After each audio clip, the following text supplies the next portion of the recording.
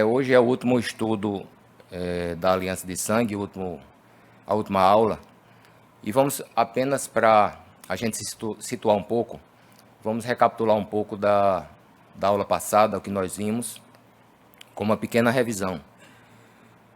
Alguns tópicos mais importantes da aula passada, que foi a respeito do absurdo da ressurreição, tanto para os antigos quanto para os modernos, hoje a modernidade. As evidências bíblicas da ressurreição, nós vimos vários textos bíblicos a respeito disto. As evidências atuais, a gente trouxe o pensamento de Josh McDowell, que é um dos maiores apologetas que nós temos. Mostramos uma pesquisa muito importante sobre a encarnação de Cristo e a fé na ressurreição, lá nos Estados Unidos, onde foram convidados 10 mil pastores e apenas 7.100, mais ou menos, participaram da pesquisa.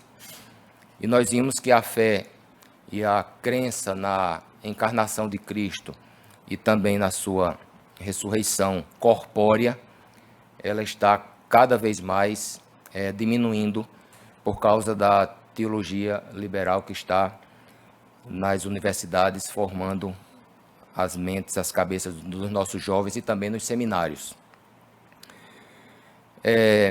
Falamos sobre o mal que a teologia liberal tem trazido para a igreja, onde ela chega, a igreja se acaba, é o que está acontecendo na Europa. E falamos um pouco também sobre uma alegoria da clonagem para entendermos melhor a questão da encarnação. E com a alegoria da clonagem, nós procuramos trazer um entendimento a respeito da encarnação e por que é tão importante esse entendimento a respeito da encarnação. Porque a Bíblia diz que todo aquele que confessa que Jesus vem em carne, esse tem o Espírito de Deus. Mas todo aquele que nega que Jesus vem em carne, esse é o espírito do anticristo.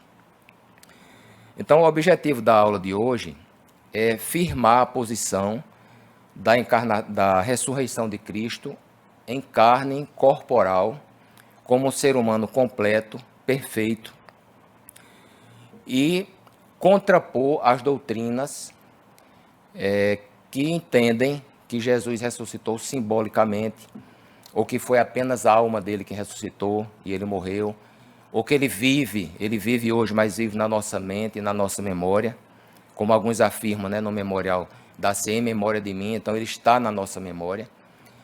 E a gente precisa contrapor e ter essas ferramentas para que a gente possa trazer respostas e também crer do jeito que a Bíblia ensina que a gente creia. Para isso, a gente vai trazer algumas características do corpo ressuscitado de Jesus, que são características diferentes do corpo antes dele ressurgir. A primeira característica é o teletransporte.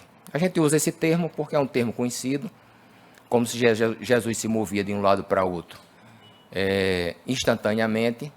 Já existem algumas experiências na física quântica de teletransporte e apenas eles vão evoluindo para ver se chegam a transportar um corpo. Mas essa tecnologia Jesus já dominava desde a eternidade. João capítulo 20, 19 e 26 diz assim: Ao cair da tarde naquele dia, o primeiro da semana, estando trancadas as portas da casa onde estavam os discípulos, com medo dos judeus, Jesus veio e se pôs no meio deles, dizendo: que a paz esteja com vocês. Então Jesus, ele aparece quando as portas estão trancadas. Então o escritor aqui fez questão de trazer esse fato, colocar essa frase: as portas estavam trancadas. Vamos ver com que finalidade ele fez isso. E temos outro texto no mesmo capítulo que diz assim: passados 8 dias, os discípulos de Jesus estavam outra vez reunidos e Tomé estava com eles. Estando as portas trancadas, Jesus veio, pôs-se no meio deles e disse: que a paz esteja com vocês. Duas aparições de Jesus com intervalo de 8 dias, com as portas trancadas. A diferença entre a primeira aparição e a segunda aparição é porque Tomé não estava na primeira e Tomé estava na segunda. Então Jesus vem para mostrar também a Tomé que ele ressuscitou e veio mostrar as marcas. Alguns teólogos têm uma justificativa para essa questão de Jesus aparecer no meio deles, que não seja dessa forma de teletransporte, que está lá no livro de Atos, essa justificativa. E a gente pode ler essa justificativa com simpatia, porque a própria Bíblia interpreta a Bíblia, e nessa justificativa, quando o anjo vai lá soltar Pedro, que Pedro estava preso, diz assim em Atos 12, de 8 a 10. E o anjo continuou: coloque o cinto e calce as sandálias, e ele assim o fez. O anjo lhe disse mais: põe a capa e siga-me. Então, saindo Pedro, o seguia, não sabendo que era real o que estava sendo feito pelo anjo. Ele pensava que era uma visão. Depois de terem passado a primeira e a segunda sentinela, chegaram ao portão de ferro que dava para a cidade, o qual se abriu automaticamente e, saindo, enveredaram por uma rua e logo adiante o anjo se afastou dele. Então, alguns teólogos podem dizer assim: Jesus entrou no recinto da mesma forma que Pedro saiu da prisão. As portas se abriram automaticamente. Não tem problema, tá bom. A questão é que nós temos outro contra-argumento que reforça o primeiro argumento do teletransporte, que é esse aqui. Lucas 24, 30 a 31. E aconteceu que quando estavam à mesa, ele pegou o pão e o abençoou. Depois partiu o pão e deu a eles. Aqui está falando dos discípulos de Emaús, que não reconheceram Jesus. Então os olhos deles se abriram e eles reconheceram Jesus, mas ele desapareceu da presença deles. Então aqui já não está mais falando em porta trancada, aqui já está falando realmente de um desaparecimento, como se fosse uma desintegração, aqueles filmes que a gente assiste, né? Meio que mágico assim, tá? De repente a pessoa desaparece. Por esse argumento, ele reforça o argumento que realmente Jesus apareceu nos discípulos, no meio deles, com essas portas trancadas. E nesse versículo 31 ainda diz que os olhos deles se abriram, é como se eles não tivessem reconhecido Jesus. Será que Jesus tem essa questão também de ter multiforma, né? Se ele aparece em multiformatos, que seria essa segunda característica, a multiforma, porque no caso aqui as mulheres o reconheceram, né? Está em Mateus 28, 9 e 10, que diz assim: eis que Jesus veio ao encontro delas e disse: salve! E elas, aproximando-se, abraçaram os pés dele e o adoraram. Então Jesus lhes disse: não tenham medo, vão dizer aos meus irmãos que se dirijam a Galileia, e lá eles me verão. Então, no texto passado, os discípulos não reconheceram Jesus e aqui as mulheres reconheceram Jesus. Então, tem essa característica, além do teletransporte, a multiforma. Mais uma característica é que o corpo ressuscitado de Jesus, ele vence a gravidade. Atos 1, de 9 a 11, diz o seguinte: depois de ter dito isto, Jesus foi levado às alturas, à vista deles, e uma nuvem o encobriu dos seus olhos. E estando eles com os olhos fixos no céu, enquanto Jesus subia, eis que 2 homens vestidos de branco se puseram ao lado deles. E lhes disseram: homens da Galileia, por que vocês estão olhando para as alturas? Esse Jesus que foi levado, no meio de vocês para o céu, virá do modo como vocês o viram subir. Então Jesus foi elevado aos céus, à vista dos discípulos, vencendo essa questão, essa força da gravidade, e aí ele desapareceu. E os anjos que estavam lá com ele, com aqueles varões, né, aqueles homens de branco, disseram assim: varões galileus, da mesma forma que ele subiu, ele um dia vai voltar, com esse mesmo corpo, com essas mesmas marcas, com essa mesma forma em carne e osso, ele vai voltar. Jesus subiu aos céus no Monte das Oliveiras e vai voltar também no Monte das Oliveiras quando o tempo dos gentios se completarem. E uma última característica do corpo de Jesus é que ele não é um espírito. Lucas 24, 36 a 43. Diz assim: Falavam eles ainda estas coisas quando Jesus apareceu no meio deles e lhes disse: Que a paz esteja com vocês. Eles, porém, ficaram assustados e com medo, pensando que estavam vendo um espírito. Porque no imaginário do povo, o espírito era uma coisa meio assim, como se fosse aquela ideia que a gente tem de alma, de espírito, né? Um fantasma, exatamente. Eles, porém, ficaram assustados e com medo, pensando que estavam vendo o espírito. Mas ele lhes disse: Por que vocês estão assustados e por que surgem dúvidas no coração de vocês?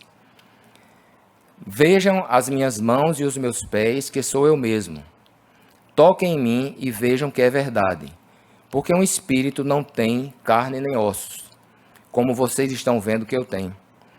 Dizendo isto, mostrou-lhes as mãos e os pés, e por não acreditarem eles ainda, por causa da alegria e como estavam admirados, Jesus lhes disse: Vocês têm aqui alguma coisa para comer? Então lhe apresentaram um pedaço de peixe assado, e ele comeu na presença deles. Então Jesus aparece em carne e osso,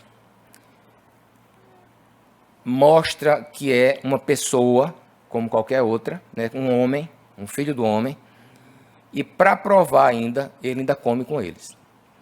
Então, para provar que ele realmente é um homem. Falou, André?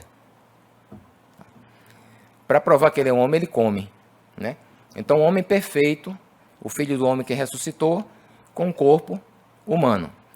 Agora, por que Jesus usou essa linguagem de fantasma, né? Tipo assim, que ele não seria um espírito? Porque Jesus falava na linguagem de que o povo entendia, né? Quando ele contava aquelas parábolas, ele pegava elementos da cultura como da crença, do imaginário popular. Então, da forma que ele imaginava, Jesus, eu vou utilizar essa imaginação que eles têm para trazer uma mensagem. E lá em Mateus 14, 26, diz assim: Os discípulos, porém, vendo andar sobre o mar, ficaram apavorados e disseram: É um fantasma. E tomados de medo, gritaram. Por que essa ideia de imortalidade? Por que essa ideia de onde vem isso? Fantasma, mundo dos mortos. Quem assistiu essas séries aí de novelas dos 10 Mandamentos, né, lá no Egito, o povo egípcio acreditava que existia um mundo dos mortos, os mortos-vivos que estavam lá. E essas crenças que tem todas as religiões de uma pessoa sobreviver após a morte, ela vem da nossa própria estrutura biopsicológica, formada por Deus dessa forma, porque quando foi cortado o nosso vínculo com Deus lá no Éden, nós ficamos com essa sede de Deus, e essa ideia de imortalidade, ela está dentro da gente. Como diz aqui em Eclesiastes 3:11, que Deus fez tudo formoso ao seu devido tempo, também pôs a eternidade no coração do ser humano, sem que este possa descobrir as obras que Deus fez desde o princípio até o fim. Então, essa ideia de imortalidade Deus colocou dentro do coração humano. Ele sempre vai procurar e nunca vai se conformar com a perda, com a morte. E em 601 depois de Cristo, o Papa Gregório I orientou seus missionários a não acabar com as celebrações pagãs para torná-las cristãs. É isso que aconteceu com o Natal, né? O Natal era uma celebração pagã, era a Saturnália, era uma festa de 4 dias, que se homenageava também o nascimento do Deus Sol, do Invencível, que era o Deus Sol. E aí Constantino, em 313, traz o Natal, né, traz o nascimento de Jesus para 25 de dezembro, para aproveitar já que os pagãos já comemoravam alguma coisa. Ele quis fazer o sincretismo da coisa. Mas isso terminou sendo um tiro no pé, né? Porque o paganismo foi que terminou entrando na igreja. A gente tem hoje na igreja muitas ideias, muitas crendices que vem exatamente do paganismo. O efeito foi o contrário. Platão, naqueles diálogos, né, no Fédon, ele pregava a imortalidade da alma fora do corpo, baseado na questão de que as ideias não morrem. Quer dizer, aquele dualismo, né, o corpo é ruim, a alma é boa, então o mundo das ideias ele é eterno, mas o mundo da matéria ele sempre vem a ser destruído. E esse tipo de crença penetrou na igreja cristã até hoje, por isso se coloca dúvida se Jesus ressuscitou ou não. Se Jesus ressuscitou foi apenas sua alma, ou se ele ressuscitou como ser humano completo.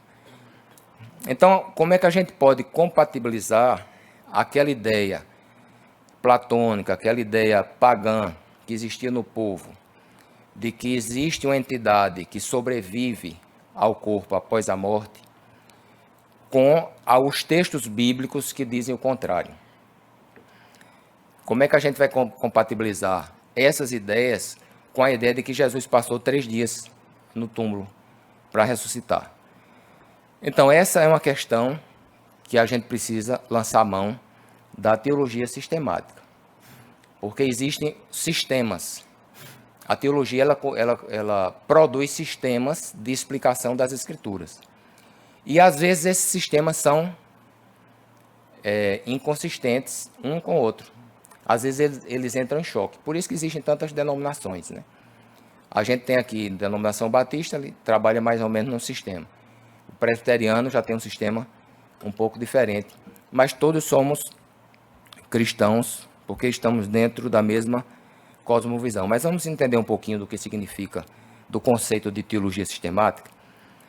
A teologia sistemática reúne as informações extraídas da pesquisa teológica, organiza-as em áreas afins, explica as aparentes contradições e, com isso, oferece um grande sistema explicativo.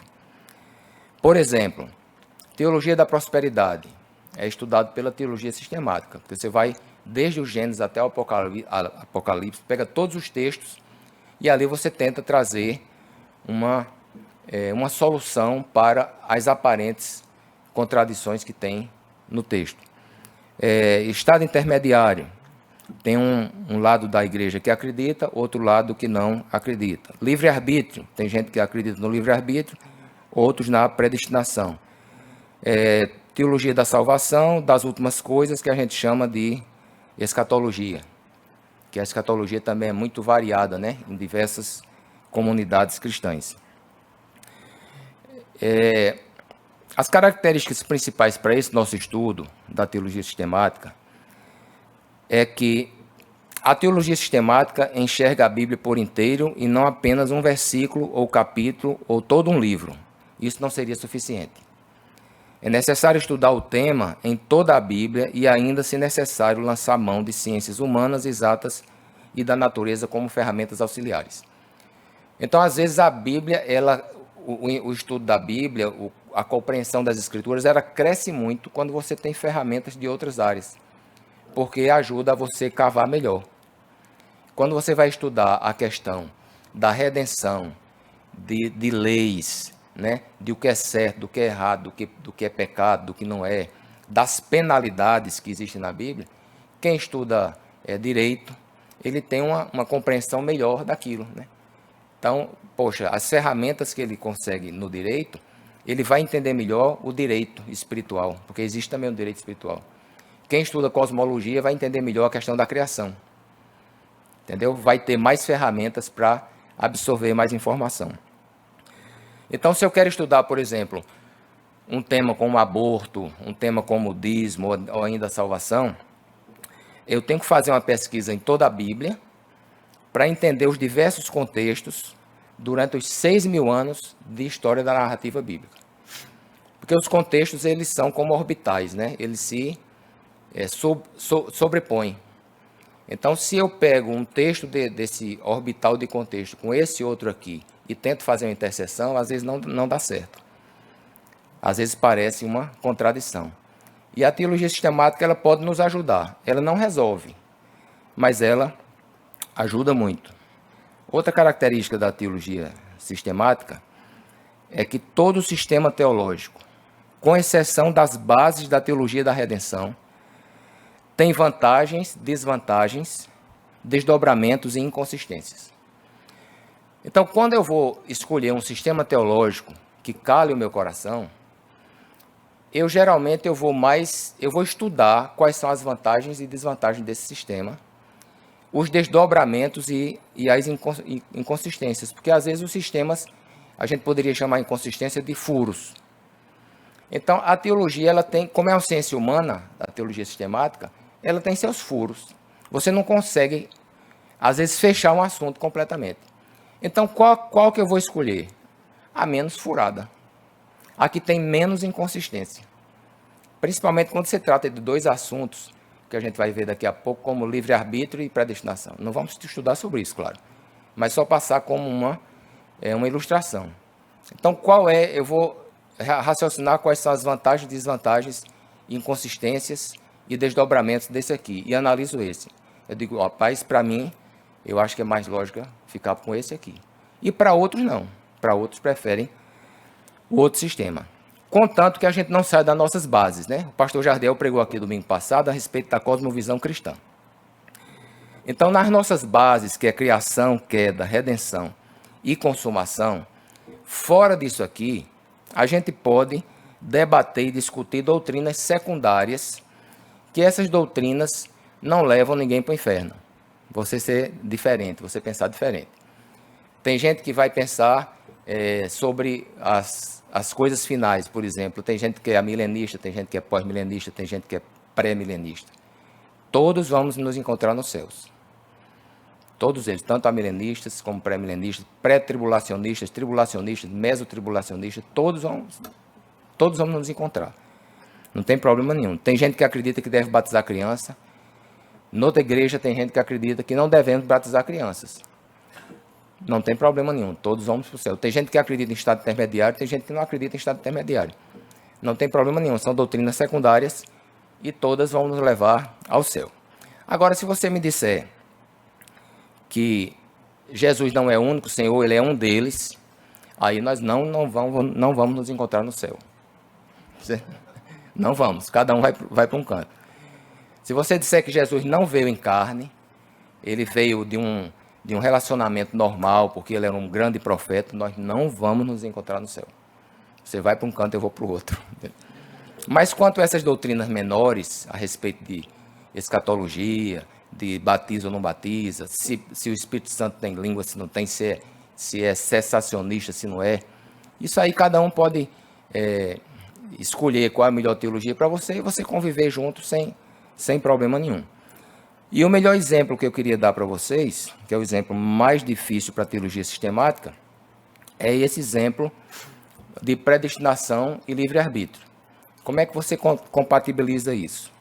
Dificílimo, né, para a teologia. Porque em Romanos 10:9 diz assim: se com tua boca confessares a Jesus e em teu coração creres que Ele ressuscitou dos mortos, serás salvo. Então, o apóstolo Paulo está dando uma condição para você. Resolva. Se você confessar com a boca e crer no seu coração, você será salvo. Pronto, você é que decide, o livre-arbítrio. Aí chega o próprio Paulo em Efésios, aí diz assim: Ele nos predestinou para Ele, para sermos adotados como seus filhos, por meio de Jesus Cristo, segundo o propósito da sua vontade. Pronto. Deus escolhe, Ele é que manda, Ele que faz a predestinação. E aí você fica pensando, como é que vai compatibilizar esses dois textos? Eu trouxe dois só para ilustrar, porque ninguém vai entrar nesse assunto hoje. Mas a teologia sistemática é que vai ter uma parte da resposta, mas não vai ter a resposta, porque faz 500 anos que se luta com isso. Entende? Como é que a gente poderia analisar? Quais são as vantagens de uma teologia e da outra? Por exemplo, a vantagem para pregar, se eu vou pregar, é muito melhor ir pelo livre-arbítrio. Porque eu não vou chegar no auditório e dizer que já tem gente escolhida e que já não tem gente escolhida, embora esteja escrito assim. Mas se eu for entender dessa forma, não faz sentido pregar. Então a pregação ela tem que ser sempre pelo livre-arbítrio. Você vai aceitar se você quer ou não fazer uma aliança com Cristo. Né? A gente vai pregar assim. Outra vantagem da questão da predestinação é que eu fico tranquilo, né? Tipo assim, se eu fui predestinado por Deus, aí vem aquele raciocínio.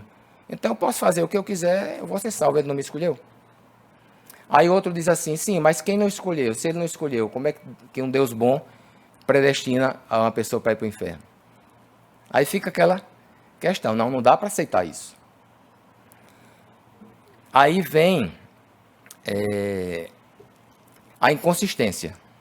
Os dois sistemas são antagônicos. Um diz que você escolhe e outro diz que você é escolhido. Aí o que é que o sistema traz, a teologia sistemática? Ela diz, rapaz, isso é uma coisa seguinte, Deus é soberano, mas você é responsável.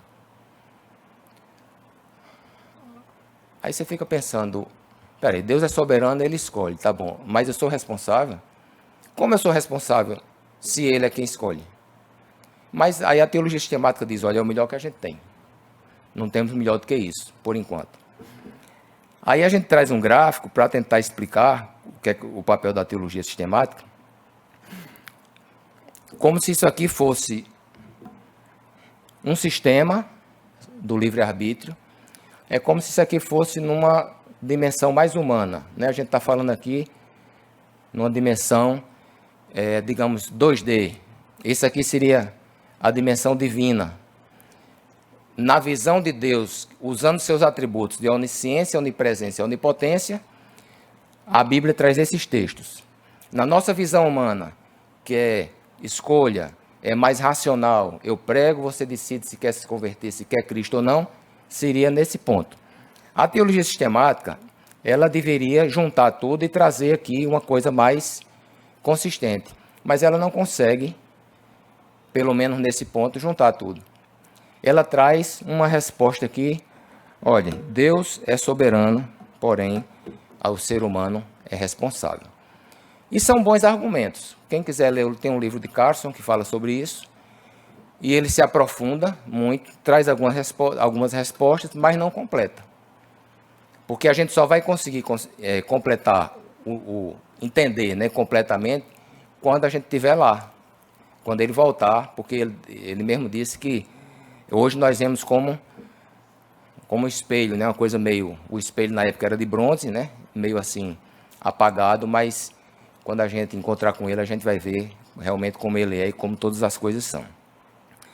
Mas tem outro problema aqui, de um sistema teológico, que é esse nosso foco de hoje. Como é que a gente vai compatibilizar João 3,13, ora, ninguém subiu ao céu, a não ser aquele que de lá desceu, ou seja, o Filho do Homem. Jesus está dizendo aqui que não tem ninguém no céu. Só quem está no céu é aquele que de lá veio e que voltou. E por outro lado, Hebreus 9:27 diz, e assim como aos homens está ordenado morrerem uma só vez, vindo depois disso o juízo, aí nós entendemos que depois da morte já segue-se o juízo e a pessoa já vai se encontrar com Deus. Aí como é que a teologia sistemática vai resolver essa questão? São dois contextos diferentes. E são duas verdades. Aí a resposta que ela traz para a gente é uma frase, chamada o sim, ou aliás, o já e ainda não. Aí a teologia chega para a gente e diz, rapaz, você já está no céu, mas ainda não. Aí a gente pergunta, os que já morreram foram julgados? Aí a teologia sistemática, já. Porque Jesus disse que quem não aceita já está julgado. E o diabo já foi julgado, já. Mas ainda não. O reino de Deus já chegou aqui na terra. Jesus disse, é chegado o reino de Deus para vocês. Depois Jesus disse assim, o reino de Deus está dentro de vocês. Depois de Jesus disse assim, o reino de Deus virá. Aí, peraí. Né? Aí a teologia sistemática fala, já. O reino de Deus chegou, já. Jesus não esteve aqui. Mas está completo? Não, ainda não. Ainda vai chegar. Então, sempre essas respostas. O diabo foi vencido na cruz? Já. Mas ainda não. Porque ainda está fazendo presepada. Então, a questão dos contextos, você para extrair uma verdade, você precisa saber as duas para extrair uma verdade que chegue a completar o entendimento. e às vezes não conseguem completar o entendimento de uma forma fechada, porque tem muitas coisas que estão no gerúndio do tempo. As coisas estão acontecendo. O diabo foi vencido, está sendo vencido, mas vai chegar um dia que ele vai ser totalmente destronado. Mas é no tempo. Aí a gente tem mais uma figura aqui, para a gente entender esses pontos de vista. Agora vamos entrar mais nessa questão do estado intermediário. Vejam só, isso aqui é uma verdade. Se você estiver aqui nesse ponto, você só vai ver isso aqui, ó. Então a Bíblia tem vários textos dizendo que após a morte segue-se o juízo, que você hoje mesmo estarás comigo no paraíso, né? Que Paulo dizia assim, eu quero morrer logo para estar com meu Senhor. Todos estamos nessa verdade.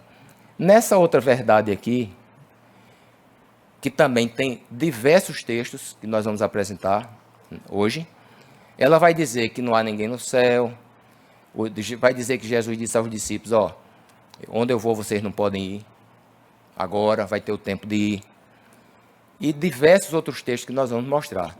Como é que a gente consegue fazer uma fusão dessas duas verdades para ficar nesse terceiro ponto de vista? Porque esse é um ponto, esse aqui é o terceiro. Essa verdade é que a gente quer buscar. Agora, por que a gente não acha essa verdade toda aqui? Porque tem um quarto ponto de vista aqui. O quarto ponto de vista é só Deus, que tem visão de 360, por causa da onipresença e da onisciência. Nós não estamos vendo o que está por trás desse cilindro aqui, essa parte de trás. Nós só estamos vendo essa parte aqui. O que está por trás do cilindro, nós não estamos vendo. Então, a gente nunca vai ter um entendimento completo. Então, a teologia ela vai ter suas inconsistências. Algumas perguntas não vai dar para responder. Mas qual é a teologia que eu vou seguir? A teologia melhor para apologética. Nós estamos estudando aqui. Nós precisamos combater a teologia liberal e combater algumas teologias que confundem nossos irmãos, principalmente os jovens. Quais são essas teologias? Principalmente a liberal e as teologias reencarnacionistas. Tem muito cristão, principalmente nos nossos irmãos católicos, que são católicos e são também espíritas que acreditam que as pessoas vão reencarnando. Então, qual é o sistema que eu vou escolher melhor, no caso, para tentar explicar e para tentar combater, no bom sentido, né? Não é brigar, combater com argumentos essas teologias. Essa teologia aqui, a segunda, digamos assim, a respeito do estado intermediário, que ele não existiria, seria a melhor forma para a apologética, nesse caso. Se a gente fica somente num ponto de vista, a gente dogmatiza. Se a gente fica só com o outro, a gente dogmatiza. E o dogma é ruim, porque os jovens de hoje não querem mais dogma. Os jovens querem respostas. Quando a gente diz assim, olha, isso aqui é pela fé, acredito nessa coisa aí. Ele fez, sim, tá certo, mas a fé, ela é racional. Ela não é irracional, ela é supra-racional, digamos assim. Ela está acima da razão, mas ela não está contra a razão. Então, o que a gente puder usar de instrumentalidade, para a gente explicar as coisas, a palavra de Deus, como Pedro disse, né, que a gente deve estar pronto para explicar os motivos da nossa fé, então a gente vai caminhando com isso. E para a gente chegar no final dessa aula, onde a gente vai trazer algumas conclusões, que vocês vão ver que são conclusões importantíssimas para a apologética, a gente vai passar agora por dezenas e dezenas de textos bíblicos a respeito dessa questão do corpo, da alma e do espírito, explicar, mas não vamos entrar nesse lado tricotomista, dicotomista, porque não é digamos assim, o foco da aula, mas a gente vai entender, quando a Bíblia fala espírito, alma e corpo, o que é que, em certas ocasiões, o que é que isso significa em diversos contextos diferentes, vai significar várias coisas também diferentes. Então, os conceitos de corpo, alma e espírito, primeiro a palavra corpo, eu pesquisando, eu achei 3 palavras em hebraico. Gap, não sei se a pronúncia é essa, né? Gap, Gaviá, esqueci de ligar para o nosso consultor, Luciano Patrício. E Geshem. Em grego é soma, Só vi essa palavra para corpo em grego. É um equipamento físico através do qual alma e espírito entram em contato com o mundo material. Recebe informações através dos sentidos, que são 5, que são impressionadas na alma. O sexto sentido é da alma e o sétimo sentido é do espírito. Isso aqui quer dizer o seguinte, que nós temos os nossos sentidos ou sensores. Toda informação que entra para a nossa mente só entra através desses 5 sentidos, né? Visão, audição, olfato, tato e paladar. Mas alguns acham, eu acho que você já ouviu falar, sexto sentido. Fulano tem um sexto sentido. O que é o sexto sentido? São aquelas percepções que você tem que não dependem dos 5 sentidos. Às vezes é um olhar, é um movimento do corpo. Às vezes, você imagina uma coisa que, por uma reação da pessoa, você entra no lugar, faz aqui, o ambiente aqui não está bom para mim não, porque as pessoas não estão me dando atenção. É um amigo seu que faz 3 dias que não liga, opa, o que será que eu falei que ele não está me ligando, que ele não está me atendendo? Então, isso é aquele sexto sentido, é o da mente, das emoções. E esse sétimo sentido, não sei se lembram de uma novela que passou alguns anos atrás, ele está mais ligado ao mundo espiritual. Tem pessoas que têm essa sensibilidade de chegar num local e dizer, rapaz, aqui está carregado, aqui tem demônio, né? Tem pessoas que têm essa característica, né? Esse dom que Deus dá, e a gente chama esse sétimo sentido o sentido do espírito. E eu estou falando em corpo, alma e espírito baseado em Paulo, no apóstolo Paulo, e também no ensinamento de Maria, quando disse assim, a minha alma engrandece ao Senhor e meu espírito se alegra em Deus, meu Criador. Então, baseado nessas palavras de Maria, a gente entende que a gente pode ter uma diferençazinha entre alma e espírito, e também o apóstolo Paulo confirmou isso. Todos nós possuímos um corpo, que em si mesmo é inocente. Os nossos impulsos físicos são lícitos desde que saibamos o que fazer com eles. Corpo, soma, é diferente de carne, sarx. Então, quando Paulo fala em carne, vocês estão na carne, não quer dizer que o seu corpo está fazendo alguma coisa errada. A carne é uma coisa que vem da sua mente. Os pecados da carne, né? Cobiça, inveja, a maldade, adultério, tudo que vem, ele começa na mente. O corpo por si só, ele é inocente. Tanto é que se uma pessoa mata outra e você vai ser julgado e se descobre que você tem problemas mentais, você não vai pagar a pena. Porque o corpo ele é só um instrumento que você usa a serviço da sua mente. E para quem está doente, vai para um somaterapeuta ou um médico, né? A terapia do corpo ou um médico, que é a oficina do corpo. Conceito de alma. Para alma a gente tem 2 palavras. Em hebraico a gente tem nefesh, ou nefesh, e em grego a gente tem psique. Então toda vez que a gente falar em alma agora, quando nós falarmos em alma, a gente vai entender agora que é psique. É o que está lá na Bíblia. Alma, ela sempre vai ser essa palavra usada, psique, com diversos significados. Não é o significado da morte e sair um ventinho, um vaporzinho que você não sabe para onde vai. Então, quando a Bíblia fala em alma, ela está falando em psique, que significa a natureza psicológica, o ego, a mente, e ela é composta de intelecto, vontade e emoções. Quando falarmos em alma, sabemos, a gente está falando em 3 atributos da mente: intelecto, vontade e emoções. Onde fica a sede da alma? Por que a gente afirma que a sede da alma é o cérebro? Não é o coração? A sede da alma é o cérebro porque se você sofrer um acidente e perder as 2 pernas, você continua sendo você. Se você perder os 2 braços, você continua sendo você. Se você perder mais alguma coisa, talvez não dê para viver. Mas, ficando a cabeça, você continua sendo você. Porém, se você tiver um acidente que perder massa encefálica, você já não é mais você. Pessoas que têm, por exemplo, conheci uma pessoa que teve um AVC ainda jovem, e ele mudou completamente a característica da personalidade dele.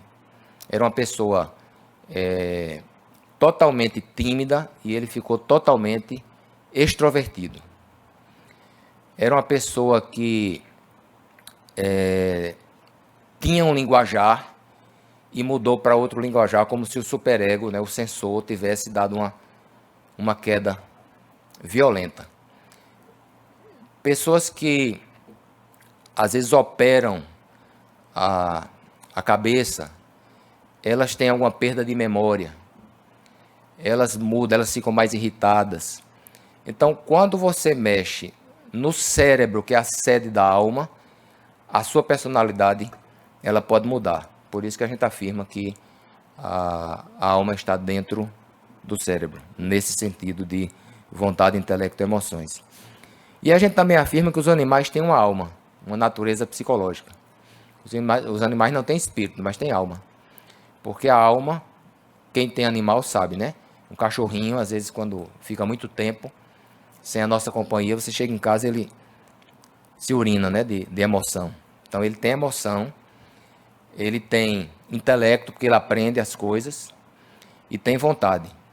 No interior se fala muito do burro, né? Quando o burro empaca, você não tira o burro de jeito nenhum, porque ele tem uma vontade muito, muito forte. Então, os animais também têm essa natureza psicológica.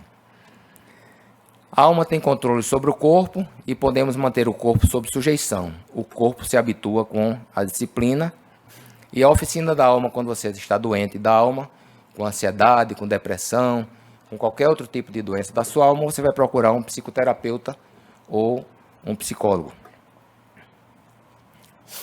E espírito, por fim, em hebraico é ruá e em grego é pneuma. É o sopro de Deus. Espírito, quando Jesus quis explicar o que era o espírito, é tão difícil explicar o que é o espírito, eu não entendo ainda o que é o espírito. Jesus disse assim, olha, o espírito é como um vento, que você não sabe de onde vem, nem para onde vai, e chamou de pneuma. Então, essa palavra pneuma, quando você olha assim, pneu do carro, né? Por que chama de pneu do carro? Porque ele tem ar, tem vento. Então, daí vem a palavra pneu, pneumático. A palavra pneuma quer dizer espírito, e em grego essa mesma palavra é ruá. Então, o espírito é como se fosse um interface de comunicação do homem com Deus. É o sopro de Deus. Se a gente fosse fazer uma figura, é a figura mais próxima que eu consigo entender espírito, embora eu não consiga entender completamente. É como se fosse uma máquina, um computador, que trabalha, tem memória, né? O computador recebe informações através lá do teclado, do mouse. Ele também troca informações através do visor, você consegue interagir com o computador. Então, é como se fosse um ser semelhante ao homem, né? Deus fez o homem à sua imagem e semelhança, e nós fizemos uma máquina, um computador, um robô, a nossa imagem e semelhança. Só que existe uma placa lá de rede, aquele cabinho azul, que quando você liga ele na internet, essa máquina está no provedor. Ela está em contato com o provedor. O provedor sendo Deus, e nós, nessa figura, sendo essas máquinas, nós temos esse contato com Deus. Quando Adão pecou, ele perdeu esse contato. É como se esse cabo tivesse sido cortado. O pecado fez cortar essa comunicação com Deus. E o que acontece com essa máquina? Pela própria entropia. Essa máquina vai desaparecer, porque vem o caos, né? A entropia tudo tende ao caos, a ficar caótico, essa máquina vai desaparecer, ou seja, vai morrer. O que acontece quando nós nos convertemos? Nós religamos esse vínculo, esse cabinho azul, a gente religa. Por isso daí vem a palavra religião, religare, do latim. Quando você se religa, você nasceu de novo, sua comunicação com Deus voltou. Você ora e a oração vai, e Deus manda a palavra e a palavra vem. Você está regenerado. Porém, a sua máquina continua velha e precisa ser trocada. E ela só vai ser trocada na morte. Aliás, vai ser trocada na ressurreição, porque a máquina vai morrer. Instantes antes dessa máquina morrer, dessa máquina dar o tilt dela, né, apagar, então Deus está lá no comando, é o provedor, ele dá um comando, salvar como, E aí isso é só uma figura para a gente entender. Dá um comando salvar como e puxa todos os seus arquivos e bota lá numa pasta, e essa pasta fica esperando a ressurreição. Claro, vai passar o antivírus, vai tirar todo o pecado, né? Você entrou em aliança com ele, vai ser purificado. E na ressurreição você vai ganhar essa máquina nova, que não é corruptível, é uma máquina incorruptível, não vai se acabar nunca, e aí você é totalmente restaurado com essa máquina. Seria mais ou menos uma figura do que é a ressurreição. E você salvar como, né? Salvar como? Aí é o seu novo nome. Nós aprendemos em Aliança de Sangue, está numa pedrinha branca, não sei se é de quartos, a gente não sabe, mas está lá, numa pedrinha branca, o seu novo nome que você não sabe ainda. Então, Deus, quando salva, ele vai botar já seu novo nome naquele arquivo, o qual vai ressuscitar. Jó 33:8 diz assim: mas é o espírito do homem, o sopro do Todo-Poderoso que lhe dá entendimento. E Provérbios 20:27 diz: o espírito do ser humano é a lâmpada do Senhor, a qual examina o mais profundo do seu ser. Veja que figura interessante, né? É como o espírito do homem é uma lâmpada de Deus que tem lá dentro. É uma sonda que ele está examinando. Então está trocando informações. A morte separa o corpo e a alma do espírito. Morre corpo, morre intelecto, emoções e vontade. Tudo fica lá. E o espírito volta para Deus que o deu, como está em Eclesiastes 12:7. E o pó volte à terra, de onde veio, e o espírito volte a Deus que o deu. Terminados esses conceitos de corpo, alma e espírito, nós vamos agora fazer o seguinte. Vamos ver os diversos significados da palavra espírito e alma no Velho e no Novo Testamento. E a partir daí, nós vamos chegar a umas conclusões muito interessantes para a apologética, para o foco da nossa aula. Sim, faltou colocar. Os atributos do Espírito são amor, gozo, paz, longanimidade, benignidade, bondade, fidelidade, mansidão e domínio próprio. Só quem tem fruto do Espírito é quem é regenerado, novo nascido. Porque amor aqui não é amor filéu, nem amor eros. É amor ágape, que é aquele amor que você ora pelo seu inimigo. Paz aqui não é tranquilidade, né? É a paz de Cristo. Mansidão aqui não é covardia. Os mansos herdarão a terra. Domínio próprio aqui não é repressão. É domínio próprio mesmo, como fruto do Espírito. E agora nós vamos ver as aplicações na palavra de Deus. Espírito literalmente significa vento, hálito, fôlego e é usado na Bíblia com diversos significados. Mas são muitos significados que espírito é usado na Bíblia. Primeiro significado é o conjunto das faculdades morais e intelectuais, como sejam índole, caráter, sentimento, entendimento, pensamento, etc. Por exemplo, veja esse texto de Números 5:14. Se o espírito de ciúmes vier sobre ele e de sua mulher tiver ciúmes, por ela se haver contaminado. Então, esse espírito aqui, se a gente olhar na visão grega, seria um espírito que vem e me encarna em mim, eu estou com ciúme. Não. Aqui é um sentimento. Então, é muito comum a Bíblia falar sobre sentimentos, sobre índole, caráter, se referindo a espírito. Aqui, quando o espírito dos ciúmes vem sobre mim, quer dizer, rapaz, eu estou sentindo ciúme. É um sentimento. Jó 23 diz assim: estou ouvindo a tua repreensão que me envergonha, mas o espírito do meu entendimento responde por mim. Essa palavra espírito nem precisaria estar aí. Se eu lesse assim, olha, estou ouvindo a sua repreensão que me envergonha, mas o meu entendimento responde por mim. Então, espírito aqui é entendimento. Só significa isso. Não tem o significado de ser alguma coisa que está vindo e encarnando em mim. Provérbios 17:27. Refreia as suas palavras aquele que possui o conhecimento. E o homem de entendimento é de espírito sereno. O que é que Provérbios está querendo dizer? Que o homem de entendimento, ele é tranquilo. Ele não é uma pessoa de briga, de contenda. Ele tem entendimento, tem sabedoria, ele então é uma pessoa tranquila. Nesse texto de 1 Coríntios 5:3 diz assim: eu, na verdade, ainda que ausente no corpo, mas presente no espírito, já julguei como se estivesse presente aquele que cometeu esse ultraje. Olha o que é que Paulo está dizendo aqui. Aqui já vê que a questão da encarnação não tem nada a ver, né? Da reencarnação. Quer dizer, Paulo está vivo ainda. Aí ele diz assim, olha, eu não estou presente aí com vocês de corpo, quer dizer, a minha pessoa não está aí, mas o meu espírito está. Será que o espírito de Paulo saiu, como a gente entende, né? Foi para lá e voltou? Não. O que Paulo está querendo dizer é o seguinte, olha, eu estou sabendo do que está acontecendo aí, me interesso, o meu pensamento está com vocês. Eu estou com vocês aí, e daqui mesmo eu vou mandar o julgamento, se vocês estão fazendo tudo certo ou se vocês estão fazendo tudo errado. É isso que Paulo está querendo dizer. 2 Coríntios 12, 18. Exortei a Tito e enviei com ele o irmão. Porventura Tito vos explorou? Não andamos porventura no mesmo espírito? Não seguimos as mesmas pegadas? O que é que o apóstolo Paulo está querendo dizer? Em andar no mesmo espírito. Ele está dizendo que ele está em concordância. Nós estamos aqui assistindo uma escola de teologia. Estamos aqui no mesmo espírito. Estamos aqui porque servimos ao mesmo Deus. Estamos aqui porque acreditamos na nossa cosmovisão cristã. E estamos aqui na intenção de aprender. Todos nós, inclusive eu. Então estamos o quê? No mesmo espírito.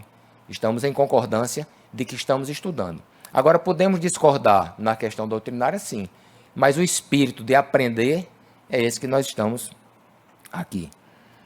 Olha esse outro texto de 1 Coríntios 12, 2. Ora, nós não temos recebido o espírito do mundo, mas sim o espírito que provém de Deus, a fim de compreendermos as coisas que nos foram dadas gratuitamente por Deus. Quer dizer, espírito do mundo. O mundo tem espírito? Então, quer dizer, a influência do mundo. Nós não estamos aqui com a influência do mundo, mas estamos com o espírito de Deus. Pode significar também ânimo ou energia. Gênesis 45, 27. Quando, porém, eles lhe contaram todas as palavras que José lhes falara, e vendo Jacó seu pai os carros de José, que José enviara para levá-lo, reanimou-se-lhe o espírito. Olha, a história de Jacó e José vocês conhecem, né? Ele perdeu José, achou que tinha morrido, aí de repente vê que José está vivo e sabe que José vem buscar. Olha só, Jacó, o meu filho mandou me buscar. Reanimou-se-lhe o espírito, quer dizer, ele saiu da depressão. Jacó provavelmente era um homem deprimido por causa da falta do filho, e quando ele soube que o filho tinha mandado os carros para buscá-lo, ele reanimou, saiu da depressão. E aqui outro texto de Jó 17:1, que diz assim: o meu espírito está quebrantado, os meus dias se extinguem, a sepultura me está preparada. É Jó doente, passando por situação de saúde terrível, entendendo que ia morrer, então o espírito dele ficou o quê? Quebrantado, quer dizer, ele ficou em depressão, ficou depressivo. E aí, nesse caso, o espírito significa ânimo, ele ficou desanimado, ficou sem energia. Pode significar também fôlego. Jó 14:10. O homem, porém, morre e se desfaz. Sim, rende o homem ao espírito, então onde está? Aqui está significando mesmo fôlego, respiração, né? Quer dizer, foi embora o fôlego, o espírito, que é o fôlego, então onde ele está? Jó 34, 14 e 15. Se ele retirasse para si o seu espírito e recolhesse para si o seu fôlego, a palavra fôlego aqui em hebraico é chamar, que também significa respiração e espírito, é sinônimo. Toda a carne juntamente expiraria e o homem voltaria para o pó. Então aqui é como se Deus estivesse dizendo assim, ó, se eu puxar todo o oxigênio da terra, todo mundo morre. Então espírito aqui quer dizer fôlego mesmo, ar, pneuma, é vento mesmo, ar, oxigênio. Pode ser princípio vital ou vida. 1 Coríntios 5:5. Seja entregue a Satanás para a destruição da carne, para que o espírito seja salvo no dia do Senhor Jesus. Aqui o contexto é que Paulo está muito irritado com a igreja de Corinto, porque lá dentro tem um filho que estava ficando com a própria esposa do pai, a sua madrasta. Então Paulo disse, olha, esse rapaz está num pecado aí tão grave que ele não quer ouvir. Estou parafraseando. Então vamos fazer o seguinte, vamos entregar esse rapaz para Satanás, acabar com ele. É como se Paulo estivesse dizendo, ó, pode estar liberado para colocar uma doença nele. Para que ele seja salvo no dia do Senhor Jesus. Qual é o dia do Senhor Jesus? É quando ele volta, né? Quando ele ressuscita todo mundo, o espírito dele seria salvo e na doença provavelmente ele reconheceria o seu pecado. Apocalipse 13:15. Foi-lhe concedido também dar fôlego à imagem da besta. Então fôlego aí também é pneuma, é espírito. O sentido aí significa o quê? Vida. Foi concedido dar vida à imagem da besta, para que a imagem da besta falasse e fizesse que fossem mortos todos os que não adorassem a imagem da besta. Espírito também pode significar o Espírito Santo de Deus. Aqui sim, uma pessoa, porque em Gênesis 1:2 diz assim: a terra era sem forma e vazia, e havia trevas sobre a face do abismo, mas o Espírito de Deus pairava sobre a face das águas. Então aqui, uma pessoa, a terceira pessoa da Trindade, em ato geracional. Ele está agora trabalhando na criação. E também em 1 Coríntios 6:19, que diz assim: ou não sabeis que o vosso corpo é santuário do Espírito Santo, que habita em vós, o qual possuís da parte de Deus, e que não sois de vós mesmos. Também o Espírito Santo de Deus. Outra coisa que o Espírito pode ser um anjo. Atos 8:26-29. Mas um anjo do Senhor falou a Filipe, dizendo: levanta-te e vai em direção do sul, pelo caminho que desce de Jerusalém a Gaza, o qual está deserto. E levantou-se e foi. E eis que um etíope, eunuco, mordomo-mor de Candace, rainha dos etíopes, o qual era superintendente de todos os seus tesouros e tinha ido a Jerusalém para adorar, regressava e, sentado no seu carro, lia o profeta Isaías. Disse o Espírito a Filipe: chega-te e ajunta-te a esse carro. Então agora Lucas, que escreveu Atos, está fazendo um paralelismo entre o Espírito e o anjo. Então ele está dizendo que o anjo é um Espírito. Então aqui realmente é uma pessoa. Nesse caso do anjo, o Espírito é uma pessoa. E Hebreus 1:13-14 também diz: mas qual dos seus anjos disse jamais: assenta-te à minha direita, até que eu ponha os teus inimigos por escabelo dos teus pés. Não são todos eles espíritos ministradores, enviados para servir a favor dos que hão de herdar a salvação? Nesse contexto aqui, os anjos, que são pessoas, personalidades, aí são chamados de espíritos. Então agora são pessoas.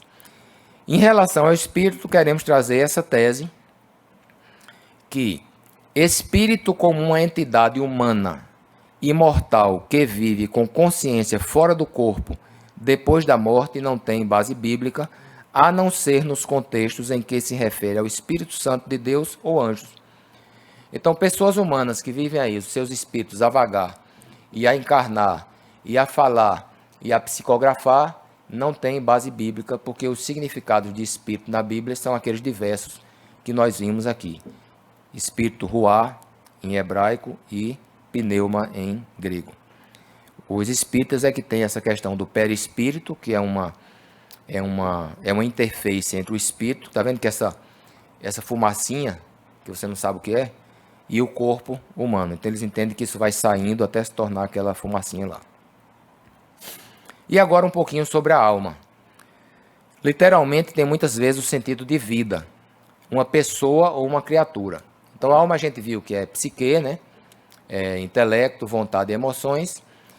E literalmente ela significa uma pessoa, ou então uma criatura, ou então vida. Vamos ver os textos. Biblicamente, o homem pode gerar almas. Está lá em Êxodo 1:5. Todas as almas, pois, que procederam da coxa de Jacó, foram 70. José, porém, já estava no Egito. Coxa de Jacó, a palavra coxa aqui é um eufemismo para o órgão genital masculino. Para não botar o nome, né? O autor preferiu botar coxa. E as almas que foram geradas da coxa de Jacó foram 70, quer dizer, ele teve 70 descendentes. A alma pode comer e beber. Olha Lucas 12:19. E direi à minha alma: alma, tens em depósito muitos bens para muitos anos. Descansa, come, bebe e regala-te. Então, nesse contexto, a alma bebe, ele está se referindo a ele mesmo, a pessoa dele. É como se ele dissesse fulano, né? Ninguém sabe o nome dele. Você coma, beba, porque você tem muito dinheiro para a sua vida inteira. Levítico 17:12. Portanto, tenho dito aos filhos de Israel: nenhuma alma de entre vós comerá sangue. Quer dizer, nenhuma pessoa, né? Entre vós comerá sangue. Nem o estrangeiro que peregrina entre vós comerá sangue. Então, nenhuma alma entre vocês não é aquela coisa desencarnada, é uma pessoa a qual Moisés está se referindo. Pode-se matá-la. Ezequiel 13:19. Vós me profanastes entre o meu povo por punhados de cevada e por pedaços de pão, para matardes as almas que não haviam de morrer e guardando vivos as almas que não haviam de viver, mentindo ao meu povo que escuta a mentira. Aqui cai aquela questão da alma ser imortal, né? Por esse texto. Porque se a alma é imortal, não faria sentido o profeta dizer que a alma ia ser morta. E na tradução já, as Bíblias nas traduções mais novas, elas estão mudando a questão de Nefesh aqui, do Velho Testamento. Já estão botando vida. Já estão tirando essa palavra alma. A nova tradução de Almeida, a de Almeida atualizada, ela já traz aqui pessoa, já não traz mais alma. A alma pode ser estrangulada. Jó 7,15. Pelo que a minha alma escolheria, antes ser estrangulada, antes a morte, do que esta tortura. A alma vai para a cova. Jó 33:22. A sua alma se vai chegando à cova e a sua vida aos portadores da morte. E Salmo 89:48 diz assim: que homem há que viva e não veja a morte, ou que livre a sua alma das garras do sepulcro? O conceito lá dos antigos é que a alma iria para o sepulcro e ressuscitaria no último dia, quando Jesus chamasse. No caso aqui, eles nem sabiam que era Jesus, né? Mas entendiam que Deus iria ressuscitar os mortos. Ela pode ser traduzida por vida ou princípio vital. Levítico 17:11. A alma da carne está no sangue. Isso é a tradução de Almeida. Está escrito assim. Já na tradução de Mato Soares, está escrito: a vida da carne está no seu sangue. Algumas traduções mais novas, eles já estão mudando alma por vida. Em Gênesis 35:18 diz assim: e aconteceu que lhe saindo a alma, aqui está falando de Raquel, porque morreu, na Bíblia está exatamente assim, entre parênteses, porque morreu, na tradução de Almeida.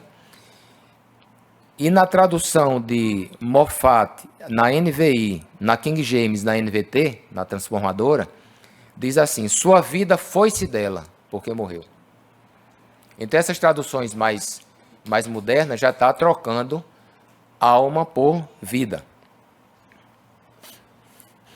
1 Reis 17:22. A alma do menino tornou a entrar nele e ele reviveu. Então, quando você tem uma tradução dessa dentro da igreja, durante séculos e séculos, fica mais fácil você pegar aquela ideia pagã de que a alma sai e entra, porque está escrito aqui: a alma do menino tornou a entrar nele. A alma saiu e a alma voltou. Aí isso fica na cabeça da gente, né? Mas as traduções mais novas já dizem assim: a vida do menino voltou e ele reviveu. Está lá em Moffat, na NVT, na King James, na NVI e na NAA. E a outra, agora na nova tradução da linguagem de hoje, diz assim: o menino começou a respirar. Então ele está trazendo o verdadeiro sentido da palavra alma, né, para fôlego, e dizendo que o menino voltou a respirar, quer dizer, ele reviveu. Em Mateus 16:26, diz assim: que aproveita o homem ganhar o mundo inteiro e perder a sua alma, na tradução de Almeida, a tradução corrigida. Já na tradução brasileira da editora Fiel, diz assim: que aproveitará o homem ganhar o mundo inteiro e perder a sua vida. Então aqui já estamos substituindo alma por vida, mas a palavra continua sendo psique, aqui no caso do Novo Testamento. Atos 20:10. Não vos perturbeis que a sua alma nele está. Aí está em Almeida, está na Revista Corrigida, está na Almeida, a CF Almeida Corrigida Fiel e a King James, e já estão assim com estão com a alma nele está. Porém, nas outras traduções, inclusive na American Standard Version, que é a tradução em inglês, está assim: não vos perturbeis, que ainda está com vida. O Berto Roden também, que é um filósofo, padre, ele traduziu também dessa forma. Ela pode ser traduzida por coração, ou seja, sentimento e emoções. Da mesma forma que espírito também poderia ser traduzido dessa forma, alma também pode. Nesse texto de Levítico 16, 29, diz assim: também isto vos será por estatuto perpétuo, no 7º mês, aos 10 do mês, afligireis as vossas almas, e não fareis trabalho algum, nem o natural, nem o estrangeiro que peregrina entre vós. E 1 Samuel 18:1 diz assim: ora, acabando Davi de falar com Saul, a alma de Jonatas ligou-se com a alma de Davi, e Jonatas amou como a sua própria alma. Na King James hoje, e na NVT, NVI e NTLH, já traz a vida de Davi se uniu com a vida de Jonatas. Eles já estão deixando o termo mais fiel ao seu contexto do que deixar que a alma de um se uniu com a alma de outro. E aí a gente traz a tese em relação à alma. Levando em consideração que a morte aniquila completamente o homem com a sua alma, o espírito volta a Deus. A salvação consiste em Cristo ressuscitar ou não ressuscitar o homem no dia da ressurreição.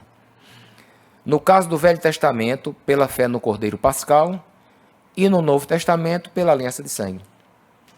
A ideia de uma entidade chamada alma, que sobrevive independente após a morte, é influência platônica na Igreja Romana, que posteriormente perdurou também na Igreja Protestante até os dias de hoje. E a partir de agora eu vou trazer quais são os textos a favor dessa tese e também os textos contra, para que a gente possa fazer uma avaliação e no fim a gente tira nossas conclusões. Quais são os textos a favor dessa tese? 1 Tessalonicenses 4, 13 a 18. Não queremos, porém, irmãos, que sejais ignorantes acerca dos que já dormem, para que não vos entristeçais como os outros que não têm esperança. Porque se cremos que Jesus morreu e ressurgiu, assim também aos que dormem, ou seja, aos que estão mortos, Deus, mediante Jesus, os tornará a trazer juntamente com ele. Então, Paulo está trazendo uma coisa muito simples de se ler. Quem morreu vai ressuscitar. Ele não está entrando onde é que está no paraíso, onde é que está, se está no purgatório, não. Morreu, a grande promessa de Jesus é a ressurreição.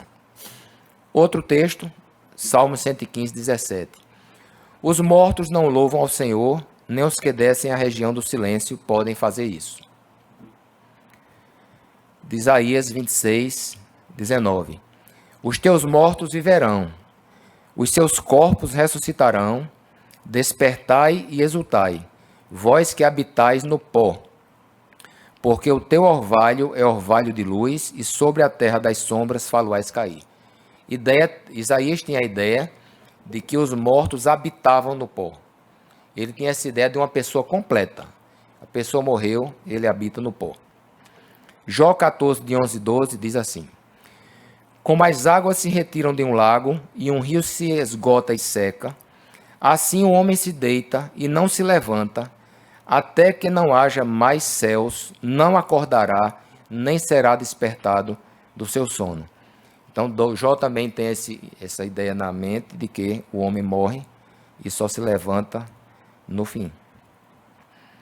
Daniel 12, 2. E muitos dos que dormem no pó da terra ressuscitarão, uns para a vida eterna e outros para a vergonha e desprezo eterno. 1 Coríntios 15, 20 a 23. Mas na realidade Cristo foi ressuscitado dentre os mortos, sendo ele as primícias dos que dormem. Então só ele ressuscitou. Cada um, porém, na sua ordem. Cristo foi o primeiro, depois os que são de Cristo, quando? Na sua vinda. Não agora, ninguém ressuscita agora, todo mundo espera por todo mundo, só na vinda de Cristo. Então, se torna assim até estranho, se a gente for pensar nessa história da alma que sai e que volta, se torna até estranho o caso de Lázaro, né? Porque imaginemos que Lázaro, ele estava com Deus. Ressuscitou, né? Jesus ressuscitou lá, aliás, Lázaro morreu, foi para o céu, foi para o paraíso. Aí está lá com os parentes, maior festa, vendo tudo, saiu da doença. Aí Jesus manda voltar. Lázaro, volta para cá. Não vejo vantagem nenhuma nisso. Porque Lázaro voltou e diz a tradição que logo depois os fariseus mandaram matar. E também não tem nada escrito de Lázaro ter falado alguma coisa como estava bom lá em cima, né? Apenas o texto diz que Lázaro estava morto, Jesus chegou e ressuscitou Lázaro com o processo da ressuscitação. Logo depois Lázaro morre. As principais contestações a esse sistema teológico. Lucas 23, 43. Respondeu-lhe Jesus, em verdade te digo que hoje estarás comigo no paraíso. Essa é uma das principais contestações em relação a todos esses textos que nós lemos. É como aquela figura, né? Tem essa verdade, estamos trabalhando agora com a outra. Depois a gente vai ver na conclusão o que seria mais interessante para a apologética. Lucas 16, 19 a 31, a parábola do rico e Lázaro, que todos aqui conhecem, eu não vou ler porque é uma parábola longa, mas é uma parábola que conta, né, que morreu o rico, morreu Lázaro e o rico no inferno, conversando com Deus para ver se poderia voltar para pregar para os irmãos que estariam provavelmente indo para aquela mesma situação dele. Isso é um dos textos principais também de contestação a tudo isso que foi dito aqui. E que lá no versículo 31 dessa própria parábola diz assim: Abraão, porém, lhe respondeu: se não houve Moisés e os profetas, também não se deixarão convencer, mesmo que ressuscite alguém dentre os mortos. E Apocalipse 6, de 9 a 10, também é uma contestação, quando diz assim: quando abriu o quinto selo, vi debaixo do altar as almas dos que tinham sido mortos por causa da palavra de Deus e por causa do testemunho que deram. E clamaram com grande voz, dizendo: até quando, ó soberano, santo e verdadeiro, não julgas e vingas o nosso sangue dos que habitam sobre a terra? E existem diversos outros textos que podem contestar esses textos que foram lidos. Mas esses são os principais. Quando nós ouvimos as pregações sobre o estado intermediário, o principal texto que é usado é o de Lucas, da parábola de Lázaro e o rico, e o texto de Jesus, quando disse: hoje mesmo estarás comigo no paraíso. Argumentos que indicam que não há ninguém no céu. João 7, 33 e 34. Disse, pois, Jesus: ainda um pouco de tempo estou convosco, e depois vou para aquele que me enviou. Vós me buscareis e não me achareis, e onde eu vou, vós não podeis ir. João 3,13. Ora, ninguém subiu ao céu, senão o que desceu do céu, o Filho do Homem. E 1 Timóteo 6,16. Aquele que possui ele só a imortalidade e habita em luz inacessível, a quem nenhum dos homens tem visto, nem pode ver, ao qual seja honra e poder sempre eterno. Amém. A glória de Deus só tem acesso quem está lá, principalmente Jesus, né? Porque não tem nenhum homem que tenha tido ainda esse privilégio, só quando ressuscitar. Principais explicações dessa aparente contradição. Em primeiro lugar, no ladrão da cruz, aonde está o observador. Como é que a gente poderia compatibilizar essa questão do ladrão da cruz das palavras de Jesus que disse para o ladrão da cruz: hoje mesmo estarás comigo no paraíso? Se nós fizermos uma análise do ponto de vista, lembrem daquela figura, né? Quais são os pontos de vista? Do ponto de vista dos vivos, não faz muito sentido, porque Jesus ficou aqui 3 dias, não foi hoje, né? E depois Jesus passou mais 40 quando ressuscitou. Do ponto de vista do ladrão, faz todo sentido a frase. Como é que eu entendi essa questão desse sentido do ponto de vista do ladrão? Antes de falar de uma experiência, eu vou falar a respeito de Josué, quando o sol parou novamente, dessa vez com mais evidência. Quando Josué escreveu que o sol parou para que a batalha fosse ganha, essa é uma frase que, dependendo da realidade, ela não é verdadeira. Por exemplo, a física considera que o ponto de vista é uma verdade, do ponto de vista que você está. Então, o sol parou do ponto de vista do escritor, está correto. É uma verdade para a física, por causa do movimento.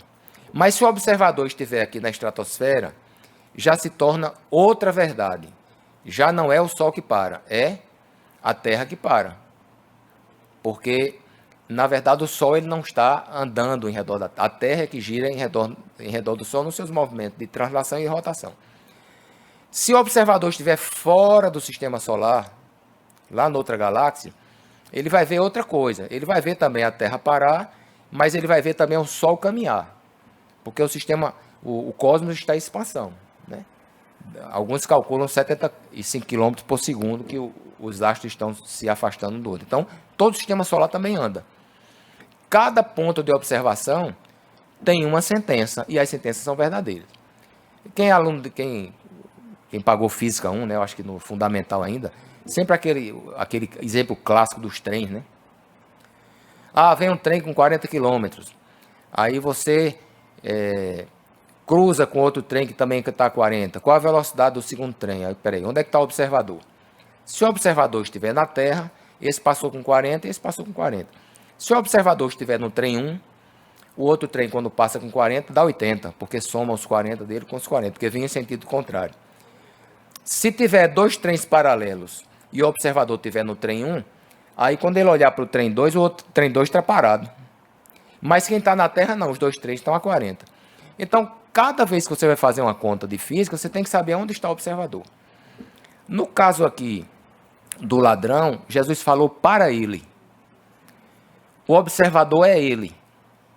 E como é que eu tive essa experiência de entender mais profundamente esse texto? Eu me operei de amígdalas quando eu era jovem. E eu lembro perfeitamente como é que foi o processo.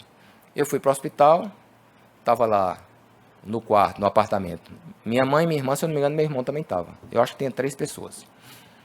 E ali eu estava esperando ser levado para a sala de cirurgia. Quando entra uma enfermeira e me põe um soro. Porque eles já põem ali o soro para você receber o anestésico. Só que eu não sabia que ali já tinha um pré-anestésico, né? Eu fiquei só no soro esperando ir para a sala. E os 3 continuaram a conversar e eu prestando atenção. Era uma conversa entre eles e eu vendo que eles estavam conversando. E eles continuaram a conversar. E eu estou lá. De repente, minha boca começou a salivar. Aí eu digo, vou engolir a saliva, né? Quando eu engoli a saliva, foi uma dor desgraçada. Quando a saliva entrou, que eu senti uma dor que eu nunca tinha imaginado, né? Nem nas piores crises de amígdala, eu tive a consciência de que eu já tinha ido me operar, que já tinha passado lá 3, 4, 5, 6 horas, porque demora, né? Porque você vai, fica lá, ainda vai anestesiar, depois você volta, eles esperam um pouquinho o efeito da anestesia passar.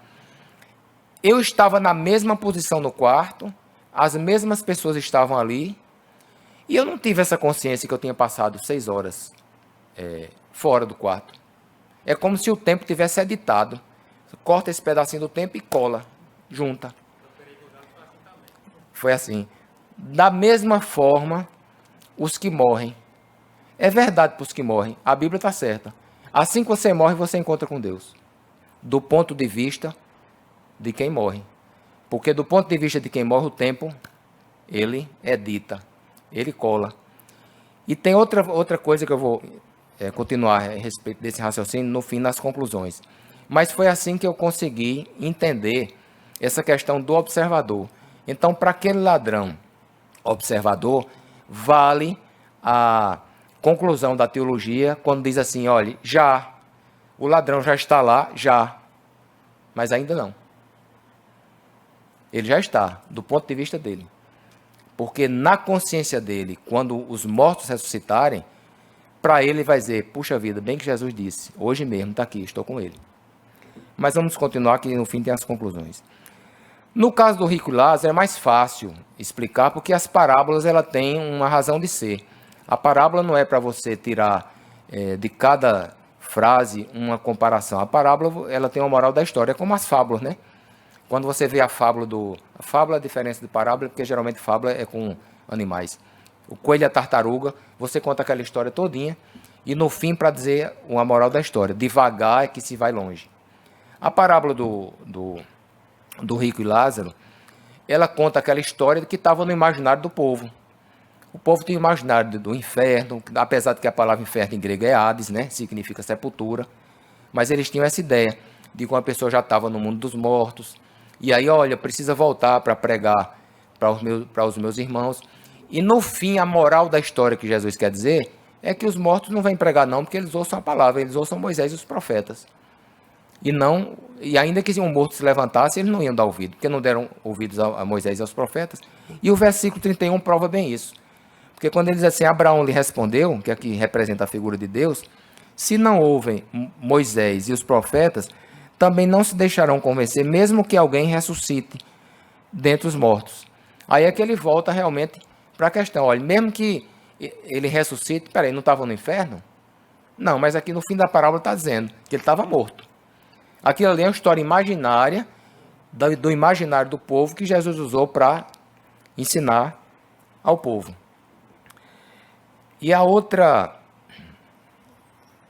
outro texto são as almas do Apocalipse, que também é uma linguagem simbólica, da mesma forma que está em Gênesis 4:10. E disse Deus, que fizeste? A voz do sangue do teu irmão está clamando a mim desde a terra. É muito comum na linguagem do povo dizer que quando não há justiça, que o sangue clama.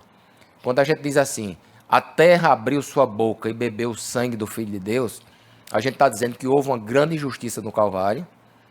Jesus veio fazer justiça para nós, mas foi injustiçado porque ele não tinha pecado. Então, isso clama, né?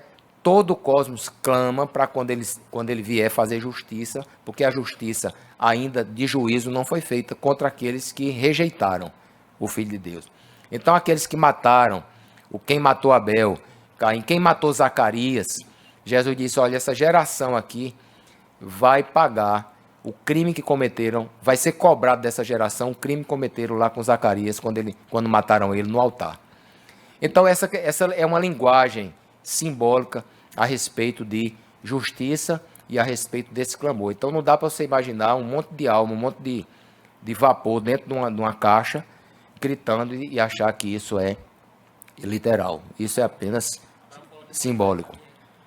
Na versão, já tem uma versão que eu não conhecia, eu vi ontem, é a versão de Almeida Recebida. Não sei se vocês já ouviram falar dessa versão. A versão de Almeida Recebida diz assim, voltando àquele texto do paraíso, né? Em verdade te digo hoje, : estarás comigo no paraíso. Porque a frase é tão difícil, na verdade te digo hoje mesmo, que não tem como isso acontecer. Aí o tradutor diz, peraí, vamos ajeitar aqui. Em verdade te digo hoje, : estarás comigo no paraíso. Aí, dando essa ajeitada, aí você consegue, mas não precisa disso. Não precisa ajeitar, consertar. A gente entende que é do ponto de vista do ladrão que está corretíssimo. Conclusões. Jesus em momento algum saiu daquele túmulo, a não ser ao terceiro dia, como havia dito. Cai a tese da alma de Jesus ter ressuscitado sem um corpo. Então cai a tese dos espíritas, dos liberais e tantos filósofos que dizem que é impossível a ressurreição de corpo, e assim foi só a alma de Jesus que ressuscitou. Muda a visão negativa de quem está morrendo, ou seja, nunca deixará de estar com os antepassados, os entes queridos e a descendência. Pronto, é isso que eu queria complementar a respeito daquela história do ladrão. Vamos imaginar agora do ponto de vista dos vivos e do que vai morrer. Geralmente, do ponto de vista dos vivos, você vai a um velório, então é uma vantagem você ter o que dizer para a família, né? Você diz, olha, ele já não está mais aqui, está com Deus, só está o corpo. Então o corpo não vale nada, pode queimar, pode enterrar, porque ele não está mais aqui, né? Essa é a visão do estado intermediário, que depois ele vem, ressuscita, coisa e tal. Mas não é uma vantagem para o morto essa visão. Porque se fosse vantagem, eu nunca vi ninguém querendo morrer logo para encontrar com os parentes, nem que encontrar com Jesus. Não vi ainda. A não ser que você esteja numa situação de vida. Já vi pessoas com depressão, então pessoas assim, que estão com a vida tão difícil, rapaz, queria que Jesus voltasse logo. Mas quando essas pessoas estão bem, felizes, elas querem viver, porque é natural do homem querer viver, né? O homem não quer morrer. Então fica uma incoerência do mundo dos vivos, porque os vivos eles querem segurar aquela pessoa na UTI. Parece que eles nem acreditam que ele vai para Deus. Porque a pessoa está na UTI no maior sofrimento e você não quer liberar. Então parece que você diz que ele vai para Deus na mesma hora, mas parece que não acredita muito. Porque quer segurar a pessoa que está pedindo para descansar, né? Já do ponto de vista de quem vai, esse sistema teológico é uma grande vantagem. Vamos voltar àquela história daquele exemplo da cirurgia. Se eu vou ali, digamos, apagar, né? Apaguei, não tenho mais consciência e vou ressuscitar direto agora lá na glória. Quando eu ressuscitar direto lá na glória, eu chego lá para ver meus antepassados e para encontrar com Jesus? Somente isso? Não. Porque enquanto eu estou ali anestesiado, o mundo está rodando e todo mundo está morrendo. Os filhos, os netos, os bisnetos que eu nem vi ainda, nem conheci, os trinetos. O mundo está caminhando. Na hora que eu abro meus olhos na glória, eu estou com Deus, com Jesus, com o Espírito Santo, com minha mulher, com meus filhos, com meus antepassados e com a descendência que eu nem conheço. Então, esse ponto de vista é espetacular para quem vai morrer. Eu até pensei assim, na hora que eu estiver morrendo, se der tempo, se não for uma coisa muito rápida, eu estou aqui com minha mulher, com meus meninos, eu digo, é agora. Vamos agora acordar todos agora, juntos e com gente que eu nem conheço aqui. Pá! Na hora. Entendeu? Então, por esse ponto de vista, eu acho muito positivo para quem vai. E para quem fica, receber aquelas palavras, olha, ele não está mais aqui, está com Jesus, não diminui a dor, meus irmãos. É uma coisa social boa da gente dizer, é o que a gente tem para dizer, mas não diminui em nada a dor de quem vai ficar com saudade. Ah, ele tá com Jesus. Tá, eu sei, mas está doendo. O luto é o mesmo. Agora tem a frase, né? Tem realmente a pessoa que sabe que morreu salva, sabe que vai ressuscitar, é bom. Entendeu? Mas é aquela frase da teologia. Já está com Jesus, já sim. Mas ainda não. Todos vamos juntos. Quarto, aniquila com a doutrina da reencarnação ou qualquer tipo de psicografia ou de consulta aos mortos. Se você entende isso, que morto é morto, que ele vai ressuscitar no último dia, então, quando vamos discutir com pessoas reencarnacionistas, aí a gente fala, mas como é que você entende assim que tem? Não, mas isso é coisa do imaginário do povo, isso é coisa de Platão. Isso é coisa lá dos diálogos de Platão, do Fédon, coisa lá dos egípcios. A Bíblia não traz esse ensinamento. O ensinamento que a Bíblia traz é morte e a promessa da ressurreição e a prova de que Jesus ressuscitou. Por isso eu vou ressuscitar. Então, toda essa teologia espiritual dos espiritualistas, dos espíritas, de corpo, de perispírito, de um morto que traz uma mensagem, tudo isso cai por terra. Então isso é muito bom para apologética. 5. Encerra o sentido de qualquer tipo de intermediário entre Deus e os homens que não seja Deus, que não seja Jesus o homem, como está escrito em Hebreus. Então, se não tem ninguém no céu, não tem intermediário. Não tem ninguém que eu possa recorrer.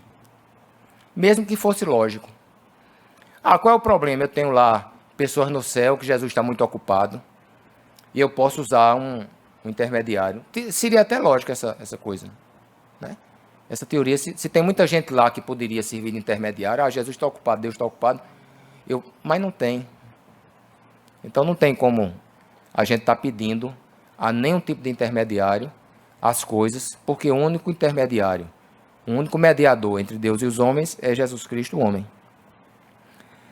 Torna sem sentido a teologia do purgatório, que é uma teologia que nem na Bíblia evangélica tem, né? Só na Bíblia romana. Torna sem sentido também essa teologia. Quer dizer, não tem ninguém que eu possa fazer nada por ele porque ele está lá numa situação que precisa haver algumas obrigações para que ele saia de lá. E, por último, auxilia muito a apologética quando confrontada com as religiões reencarnacionistas e a teologia liberal, a qual nós precisamos combater nas universidades e principalmente nos seminários. Essa é uma pequena bibliografia. Quem quiser pode estudar. Os teólogos, né, principais são Martinho Lutero. Daniel Lucena foi um trabalho de estado intermediário entre a morte da alma, foi o TCC dele. Sim, que nós temos aqui, usamos muito do trabalho dele, que foi aprovado no curso de teologia dele.